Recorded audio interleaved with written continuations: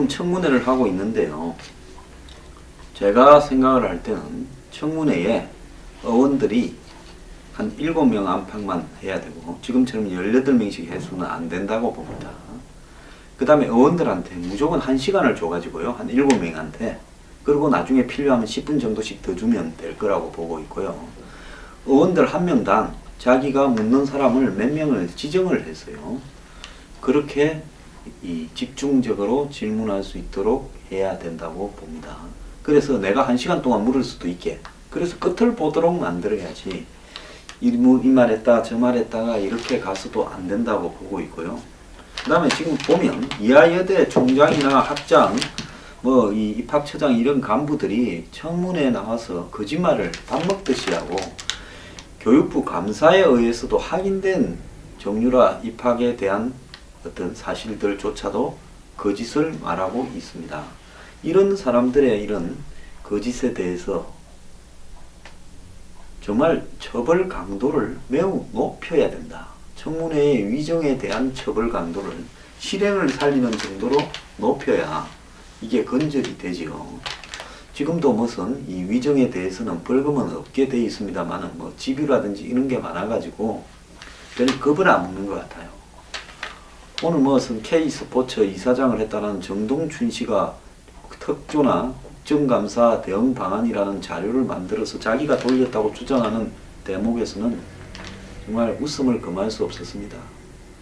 자, 지금 이 JTBC의 태블릿 PC 갖고 시끄러운데요. 이 부분에 대해서 박영선 의원이 최순실이 이 조작된 거라고 하는 이 녹취록을 공개해서 이 JTBC를 구원하려고 나왔다 이렇게 주장하고, 보수 진영에서는 이 태블릿 PC가 출처가 명확하지 않고 그 안에 든 내용과 태블릿 PC 간에 조작이 있을 거다. 입수 경위도 밝히고, 그래서 정말 최순실이 쓰던 태블릿 PC가 맞냐?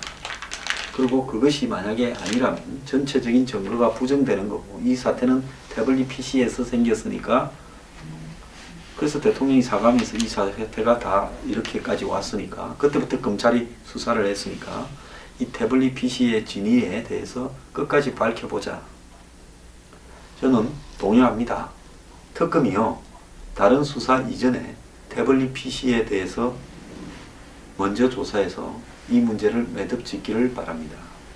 그런데 사실은 사실대로 이야기를 하자면요, 태블릿 PC와 관계없이 이미 박 대통령은 탄핵을 당할 만한 충분한 사유가 입증이 되었다고 봅니다. 태블릿 PC에 대해서 규명을 해서 거기에서 나온 증거에 대해서 다 증거로서 가치가 있는지 없는지, 흔히 검찰이 이야기하는 독과 독수인지 아닌지를 따져보자는 것 동의합니다. 근데 검찰이 대통령을 공모 혐의로 사실상 걸면서 그 태블릿 PC가 가짜를 걸었다. 저는 개인적으로 그렇게 믿고 싶지는 않습니다. 그래서 태블릿 PC가 없더라도 이미 안종범과 또 정호성의 다이어리나 녹취록에서 확인된 부분, 더 나아가서 실질적으로 미르재단과 이 K스포츠에서 돈을 거두던 부분, 그리고 최순실 일가가 삼성 등 기업으로부터 돈을 받은 부분, 대통령이 특정한 인사를 이렇게 드러내라고 지시하고, 또 특정한 사람을 박아라고 이야기하고, 또 더 나아가서 이 특정 기업에다가 광고나 일을 주라고 이야기하고, 공기업 등의 무슨 어떤 일들을 갖다가 지시한 것, 이런 것들이 다 탄핵의 사유로 이미 채워져 있다고 보고 있습니다. 그 외에 나타나는 여러 가지 사안들을 보더라도 부적절한 행동이 좀 많았다는 것이 제 생각입니다. 그렇기 때문에 태블릿 PC가 계기가 되어서 이 사건이 터졌는데 이것만 가짜다면 지금 터진 모든 일이 다 가짜다 이렇게 만들어지는 게 또 아닌 것이고, 또 거기에 나온 내용은 저는 다 이렇게 유출했다는 거 대통령도 인정하지 않았습니까? 이미 이 정호성과 최순실의 이 전화나 이 녹음 파일 기록에 수많은 자료를 보냈다라는 것이 스스로 또 이야기를 하고 있습니다. 그렇기 때문에 그 태블릿 PC에 들어있는 정보 유출에 관한 내용은 이거 아니더라도 이미 입증이 되고 있는 겁니다. 그런데 이게 가짜니까 여기서 모든 일이 시작됐고 검찰 수사도 본격적으로 확대가 됐고, 본격적으로 확대되는 게 아니라 검찰이 수사를 안 하려고 애를 쓰다가 태블릿 PC가 터지고 대통령이 스스로 먼저 시인을 내버리는 기자회견을 하니까 홍보나 연설 도움을 받았다고, 정권 초에. 그러니까 검찰이 이제 수사에 착수를 하게 된 부분이죠. 자, 설사 이게 가짜라 칩시다. 태블릿 PC가 이 페인트 모션에 속아서 범인이 자백을 해버리거나 또 이게 계기가 되어서 다른 것들이 다 터져 나오면서 무너져 버린 격이 되었으니까 억울하더라도 어쩔 수 없는 일이라고 봅니다. 다만 태블릿 PC의 진위에 대해서는 특검이 본격적인 수사에 들어가기 전에 확실하게 결론을 내리고 가는 것이 좋다라는 부분은 동의를 합니다. 다만 그걸 가지고 모든 일을 거짓이라고 우기거나 이걸 가지고 탄핵에 대한 승부를 걸겠다라고 생각을 하면 그건 어리석은 일이고, 이 꼬리로 몸통을 가리려는 하지 말라는 것이 제 이야기입니다.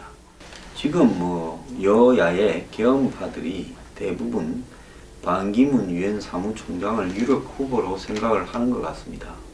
비박들도 그렇게 생각하는 것 같고 친박들도 그렇게 생각하는 것 같고 제3지대에 있는 사람들도 그렇게 생각하는 것 같고 국민의당 일부도 그렇게 생각하는 것 같고 민주당의 비문도 그렇게 생각하는 것 같습니다. 그런데 여기서 우리가 하나 눈여겨봐야 될 부분은요, 반기문 유엔 사무총장은 자기 생각이 무엇인가에 대해서 국가와 민족을 위해서 봉사를 할 기회를 고민하고 있다, 이런 식으로 뜬금 잡는 소리 하지 말고 대통령 선거에 이제는 유엔 사무총장 사실상 퇴임사도 하지 않았습니까? 이제 임기 끝났습니다. 마지막으로 이별 파티들 하는 수순들만 남아 있어요. 그렇다면 반 총장이 지금 해야 될 일은 뭐겠습니까? 이제 한국의 대통령 출마자로서 자신의 가치와 이념, 사상, 안보관, 경제관을 말을 해야 될 때가 됐다는 겁니다. 자, 문재인이 미워서 우리는 반기문이가 유력하기 때문에 그나마 자신은 못하지만은 반기문 내세운다고 비박 친박이나 제3지대가 내세우면 그러면 국민들은 반기문이가 무슨 생각을 하는지도 모르면서 문재인이 보기 싫다고 그냥 찍어야 됩니까? 지금 반기문 사무총장에 대해서 제기되는 여러 가지 또 의혹도 있습니다. 저도 들은 게 좀 있어요. 유병헌이 이야기도 일부 나오고 있고 또 가족들 이야기도 나오고 있고 그 다음에 유엔 사무총장 될 때 노무현 정권에서 도와줬던 부분에 대한 이야기도 나오고 있고 그런 쪽에서 폭로가 터진다는 이야기도 나오고 있습니다. 자, 제가 문재인이나 이재명, 안철수, 박원순 이런 사람들에게 안보관을 명확하게 하고 안보와 관련된 공약들을 분명히 대선 공약으로 내걸어라, 적당히 넘어가려고 하지 말라고 쪼듯이 반 총장은 자기가 오른쪽인지 왼쪽인지 보수인지 진보인지 중도인지 아마 본인은 중도로 모양을 갖추겠죠. 그러면 이번 대선에서 뭡니까? 좌파와 중도만 있고 보수 후보는 없는 겁니까? 안 그러면 형식적으로 한 명 출마했다가 보수 후보가 친박이 내세운 보수 후보가 그냥 반기문이 손들어주는 쪽으로 가는 겁니까? 그러면 국민들은 무슨 생각을 하고 반기문을 찍어야 됩니까? 선거 때 누구를 보고 찍는다 일이 돼야지. 제가 B가 될까봐 나는 A 찍을 수밖에 없다, 이게 선거입니까? 우리가 박 대통령을 그런 식으로 뽑았다가 지금 이 꼴을 당하고 있는 걸 지금 목격하고 있지 않습니까? A를 찍을 만한 적극적인 이유를 말해야지. B가 될까봐 A를 찍었다가는 이 또 A가 나중에 무슨 사고를 칠지 어떻게 알겠습니까? 유엔 사무총장쯤 했으니까 높을 거라고요? 검증이 됐고 훌륭할 거라고요? 직책이 훌륭한 사람을 만들지 않는다는 것은 우리가 이번에 최순실 게이트를 보면서 다 목격을 하고 있지 않습니까? 자리하고요, 한국에. 그 그 다음에 그거의 인격하고 자질하고는 완전히 별개의 문제라는 걸 우리는 이번에 목격을 했습니다. 오랫동안 정치판에 있고 집안에서 정치에 명가라해서 그 자제가 그러지 않다라는 걸 우리가 목격하지 않았습니까? 방향이 옳아야 되는 거지. 정치에서 테크닉이 있다고 해서 그것이 국민의 행복을 보장하지 않는다라는 거 우리가 이번에 잘 봤지 않습니까? 저한테요, 많은 사람들이 7월달입니까? 이정현 대표 당선되었을 때 17계단을 올라서 앞으로 인간 승리를 국민들한테 보여줄 거다고 다들 난리를 쳤죠. 지금 보수 지지한다는 분 중에 상당수가 그랬죠. 그때 제가 뭐라 했습니까? 저 사람이 개인적으로는 인간 승리했을지 몰라도 국민을 위해서 저것이 승리가 되려면 어려운 측면이 있다. 시다바리 리더십 갖고 평생 남아야 그냥 시다바리 하던 그런 스타일을 벗어나지 못하면 새누리당을 국민을 위한 정당으로 만들지 못하고 이 청와대 여의도 출장소처럼 만들어서 이것이 국민 승리가 되겠느냐. 그때 욕 엄청 먹었습니다. 자, 세월이 지나서 그로부터 6개월 뒤에 제 말이 맞았습니까? 6개월도 아니라 5개월 뒤에 제 말이 맞았습니까? 틀렸습니까? 이정현이 지금 국민 승리를 보여준다고 합니까? 굶어 죽겠다는 사람이 굶어 죽지도 않고 장을 찢으겠다는 사람이 장도 안 찢습니다. 하루는 입에 핏대를 세워서 상대방을 욕하다가 또 하루는 또 업소를 합니다. 도무지 무엇 때문에 대표직을 저렇게 하려고 했는가 저는 이해를 못하겠습니다. 이 최순실 우병우 사태에서 그걸 막으려고 저렇게 당대표가 밥까지 굶으면서 애를 쓸 만한 일이었는가. 저는 새누리당이 대표 완전히 잘못 뽑았다고 생각합니다. 그래서 우리가 흔히 남이 내세우는 가치에 속지 말고 그 사람이 정말 그런 가치를 갖다가 보유했는가에 대해서 면밀하게 관찰해야 된다는 겁니다. 그런데 우리가 반기문 유엔 사무총장 되기 전에 반기문이 아는 사람이 별로 있겠습니까? 한국에서 차관하다가 청와대 무슨 외교 수석하다가 외교 보좌관 했죠. 외교안보 보좌관. 그리고는 또 뭐 했습니까? 그리고는 이 외교부 장관 하다가 그 다음에 유엔 사무총장 갔습니다. 자, 그때까지 정권을 넘나들면서 자기 이미지 관리를 잘해서 한마디로 출세한 뺀질뺀질한, 그래서 별명이 오죽하면 기름 뱀장어 유만 선생이라고 부르겠습니까? 그래서 눈치 빠르고 위에 사람 비위 잘 맞추고 뺀질뺀질하다라는 부분에서는 탁월하지만은 반기문 씨가 정말로 훌륭한 인격을 가지고 국가를 갖다가 바로 잡을 수 있는 리더십이나 카리스마, 자기 철학과 소신 이런 가치관을 가졌는지는 저는 잘 알지는 못합니다. 저는 반기문 씨를 비난하고자 하는 게 아니라요. 우리가 사실을 있는 대로 놓고 봐야 된다는 겁니다. 황장수가 왜 비판을 안 하냐? 저 문재인 친노 비판 너무 많이 했습니다. 이재명 시장 TV에 나가서도 많이 이야기했습니다. 저런 식으로 오래 못 간다고. 안철수, 박원순 비판 너무 했습니다. 자, 이제 반기문 사무총장에 대해서는 말한 바가 없기 때문에 말을 하는 겁니다. 자, 지금 반기문 사무총장이 경제는 어떻게 생각을 하고 있는지, 경제적인 능력은 있는지, 외교관이 무슨 경제적인 능력이 마인드가 얼마나 있는지 자기 가치를 밝힌 적이 한 번도 없어요. 우리가 안철수 왔다리 갔다리 해도 뭔 생각하고 있는가 좀 듣기는 조금 들었습니다. 문재인 이야기 좀 들었습니다. 반기문은 무슨 생각을 하고 있는지 못 들었습니다. 안보에서 반기문이 유엔 사무총장을 할 때는 친미를 했는데 트럼프를 갖다가 콜롬비아 대학입니까? 아주 세게 비난한 적이 있죠.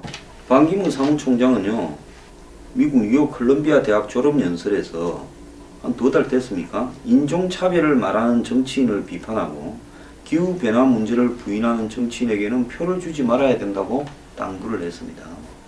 구체적으로 이름을 말하지는 않았지만은 미국 대선이 한참 진행되고 있는데 트럼프를 인종차별 발언이라고 했고, 또 본인이 무슨 환경기후협약이니 파리기후협약이니 이런 부분에서 자기 업적으로 많이 삼고 있죠. 이 기후협약을요. 그리고 오바마나 미국의 좀 리버럴한 사람들이 그런 환경 문제에 엘고원이 오바마니 클린턴이니 많이 중요하게 생각하는 척 하지 않습니까? 그런데 자기 업적하고 비슷하다고 해서 공유되었다 해서 트럼프는 또 이 환경이니 기후니 오존 파견이 이런 것들이 좀 사기가 있다. 북극의 얼음이 녹느니 하는 부분에도 좀 사기가 있다. 이런 이야기를 하고 있죠. 그래서 이 트럼프를 굉장히 비판을 했습니다. 7개월 연속 최고 기온이 되고 있고 이래서 지구온난화가 되고 있는데 트럼프는 지구온난화를 부인하지요. 그런데 이 기후변화 문제를 부인하는 정치인에게는 표를 안 줘야 된다. 그러면서 이 트럼프가 한 언론과 인터뷰에서 파리 기후변화 협정이 일방적인 협정이고 미국엔 좋지 않다고 재협상하겠다는 부분을 비판을 했습니다. 자, 이렇게 트럼프를 비판했는데 반기문이 만약에 한국의 대통령 후보로 나서면 트럼프가 반기문을 만나 주겠습니까? 또 이런 부분은 어떻게 해야 될지. 자, 트럼프가 반기문이 사드에 대해서 어떤 입장을 가지고 있는지, 또 반기문이 주한미군 분담금 인상에 대해서는 어떤 입장을 가지고 있는지, 한일 군사정보 공유협정에 대해서는 어떤 입장을 가지고 있는지 밝히고 접촉에 갈 때 반기문을 파트너라고 받아들이겠습니까? 안 받아들이겠습니까? 트럼프는 아마 반기문을 보고 저거 내가 선거 한참 하고 있을 때 내가 선거 안 될 거라고 보고 나한테 대해서 씹었던 거 아니냐, 이렇게 생각을 하지 않겠습니까? 그렇다면 반기문 사무총장은 만약에 자신이 지금 대선에 이제 나설 생각이 있다면 이제는 이제 임기 끝났잖아요. 끝났어요. 이야기를 해야 되는 겁니다. 안보관은 뭐고 경제관은 뭐고 가치관은 뭐고 연지 양지, 안 그러면 중간에 딱 중간인지. 그리고 국민들은 그거 알고 표를 찍어야 되고요. 만약에 아니라면, 진짜 보수를 지향하는 사람들이 봤을 때 아니라면 되기 위해서 반을 민자, 세상에 이런 선거가 어디 있습니까? 반이 보수가 아니라고 중간쯤 써 있는데 문재인 꺾으려고 무조건 반 밀어야 된다. 그게 아니라요. 지금이라도 보수에 제대로 된 후보를 발굴해서 정확한 가치관을 가진 사람으로 밀어야 그게 정상적인 선거가 아닌가 하는 겁니다. 그렇기 때문에 반 총장은 지금 적당히 말하지 않고 가면서 이쪽 표 저쪽 표를 중간부터 오른쪽까지 표를 다 얻어갖고 대통령이 된다, 이런 생각하지 말고요. 자기 생각을 이제는 밝히라는 겁니다. 저보고 누가 반기문이 돕고 어쩌고 하기로 내가 그랬어요. 반기문이 자기 생각부터 밝혀야 국민이 돕고 안 돕고 판단하는 게 순서 아니냐. 나는 누구 둘러리 서거나 도와주려고 할 생각 없다라고 말을 했습니다. 저는 이번 선거에서 여야 후보들을 전부 그 사람들의 이념, 안보, 경제, 사회적인 가치관과 내용들을 검증하고요. 인터넷 정당을 만들려고 지금 하고 있습니다. 그걸 통해서 그들에게 지금 그들이 말하지 않고 대변하지 않는 주거 문제라든지, 한마디로 대한민국의 거대 경제 세력의 독과점적인 횡포의 문제라든지, 생활 비용의 인하라든지, 더 나아가서 국가적 차원의 일자리 창출이라든지, 튼튼한 안보라든지 이런 문제를 받아들이도록 압력을 구체적으로 넣으려고 생각을 하고 있습니다. 자, 반기문 사무총장요, 이제 자신의 색깔을 밝혀야 될 때입니다. 안 밝히면 밝힐 때까지 제가 쫓아다니면서 괴롭히겠습니다. 안보관부터 먼저 밝히기를 바랍니다.